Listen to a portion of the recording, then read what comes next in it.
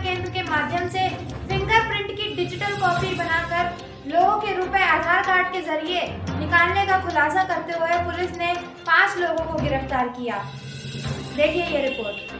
थाना काट में रामनाथ नामक व्यक्ति ने जुलाई में एक रिपोर्ट दर्ज कराते हुए पुलिस को बताया था कि उसके खाते से 10-10 हज़ार रुपये यानी 2 बार में 20,000 रुपये किसी ने निकाल लिए हैं, जबकि वह ना ही किसी जनसेवा केंद्र पर गया था और ना ही किसी बैंक में। उधर देवरिया में भी किसी के खाते से रुपए निकल गए थे। पुलिस अधीक्षक शाहजहांपुर को देवरिया पुलिस के द्वारा बताया गया कि ऐसे संकेत मिले हैं जिसमें साइबर टेक्नोलॉजी के जरिए रुपए निकाले गए हैं, उसका लिंक शाहजहांपुर से है। इस सूचना के बाद शाहजहांपुर का साइबर सेल अपराधियों की तलाश में जुट गया। पुलिस व साइबर सेल ने मुखबिर की सूचना पर अरुण कुशवाहा के जनसेवा केंद्र पर छापा मारा, जहां से अरुण, अमित यादव, संदीप पाल, तौसीफ, यकबूल, ऋतिक तिवारी को पुलिस ने गिरफ्तार किया। पूछताछ में इन लोगों ने बताया कि वे आधार इनेबल पेमेंट सिस्टम के द्वारा खातों से पैसा उड़ा लेते थे। गिरफ्तार अभियुक्तों ने यह भी बताया कि फिंगरप्रिंट की डिजिटल कॉपी बनाते थे और फिर अपराध को अंजाम देते थे। गिरफ्तार अभियुक्तों के कब्जे से laptop, pen drive, mobile, fingerprint scanner, fingerprint reader, मोहर, 110 आधार कार्ड आदि बरामद हुए हैं। Bureau report, recently news. Aadhaar सही कराने कस्टमर आधार सही कराने के क्या देता था आपको? जैसे आधार और आईडी देते थे। अच्छा, आधार और फिर कहीं फिंगर लगानी होती थी कस्टमर? लगवाते थे सर, कस्टमर का यहाँ डाटा खुल जाता था उनका आधार। जैसे हमने ये लगाया। हाँ, हमने सर आधार सही कर दिया उनका। नहीं, फिंगर लगा दिया हमने। लगा दिया, आधार सही होगा, डाटा सेव हो गया उनका आधार सही हो गया। जिसका रिटेल आईडी उसके बाद पहुँच गया। फिर इस फिंगर जो मेरे यहाँ स्कैन की है, ये आप इसमें सेव कैसे करते थे? वो सेव सर उसी आईडी से होता था।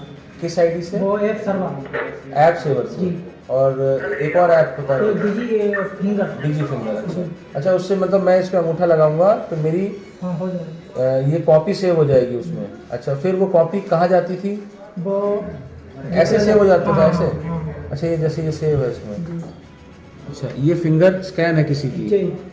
अच्छा, फिर ये रीड कैसे कराते थे इसको? जी सर, हमें रीड सर जो है इसका ये डिवाइस रहती थी और ये डिवाइस जो है इस पर जब रखते थे तो वहाँ से रीड हो जाती थी। अच्छा, इससे रीड करके मतलब कस्टमर मौजूद होना जरूरी नहीं है? जरूरी नहीं, तो उसका फिंगर आ गया तो ये हो जाएगा सर। अच्छा, इससे क्या क्या कर सकते हैं? इससे जैसे आधार में करेक्शन कर सकते हैं, EPS के माध्यम से पैसे भी विड्रॉल कर सकते हैं। अच्छा, मतलब जो भी अंगूठे से, फिंगरप्रिंट से जो भी कार्य होना है, हाँ, व्यक्ति तो के उपस्थित होने पर वो कार्य सारा उसकी अनुपस्थिति में हो सकता है। ठीक। यहाँ पर में किस तरह से साइबर सेल और काट पुलिस ने बड़ा खुलासा किया है।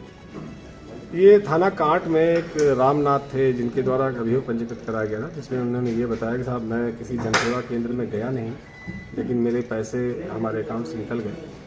इसी दौरान जनपद देवरिया से भी एक सूचना आई थी कि उनके यहाँ किसी व्यक्ति का पैसा उसके अकाउंट से निकल गया था और जिसका संबंध जनपद शाहजहांपुर से था। तो साइबर सेल के हमारे जो प्रभारी हैं निरीक्षक श्री नीरज सिंह, इन्होंने अपनी टीम के साथ इसकी जांच शुरू की। SP सिटी साहब इसको सुपरवाइज कर रहे थे और इसमें आज इनको ये बात क्लियर हुई कि ये जो गैंग है ये पूरा एक संगठित गिरोह है और ये थाना कांट में इस वक्त मौजूद है। तो इनके द्वारा वहाँ पे दबिश दी गई, जिसमें ये 5 अभियुक्त गिरफ्तार किए गए। एक अरविंद है जो अभी इसमें सम्मिलित था, लेकिन मौके से वो फरार हो गया।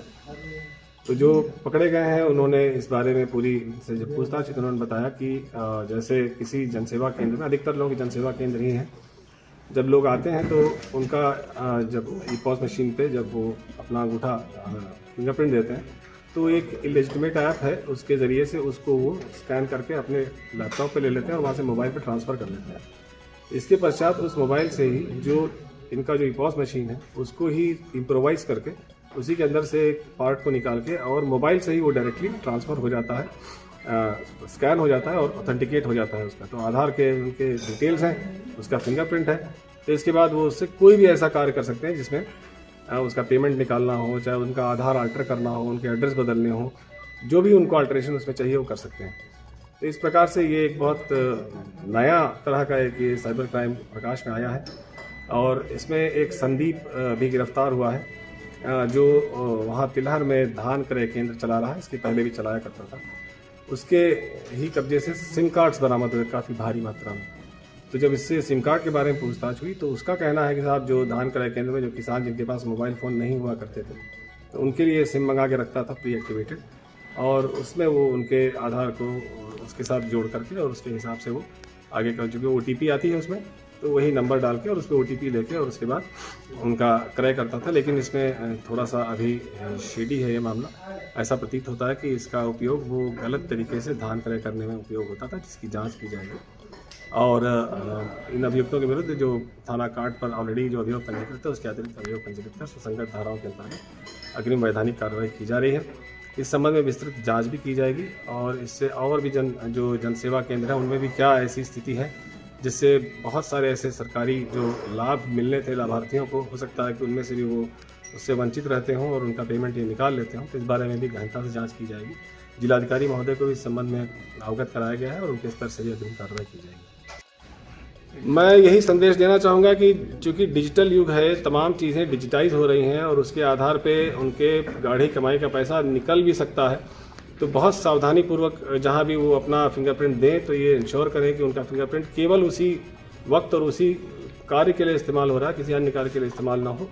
तो बहुत सावधानी की आवश्यकता है, क्योंकि बहुत से ऐसे ग्रामीण लोग हैं जो इसके बारे में बहुत अधिक जानकारी नहीं रखते। तो उनके लिए बस सिंपल सा एक सूत्र है कि अब कभी भी किसी भी जनसेवा केंद्र में जाएं या कहीं भी जाएं जहां उनका फिंगरप्रिंट लिया जा रहा हो, तो इस बात को वो सुनिश्चित कर लें कि उनका फिंगरप्रिंट केवल उस पर्पस के लिए, उसी समय के लिए इस्तेमाल हो।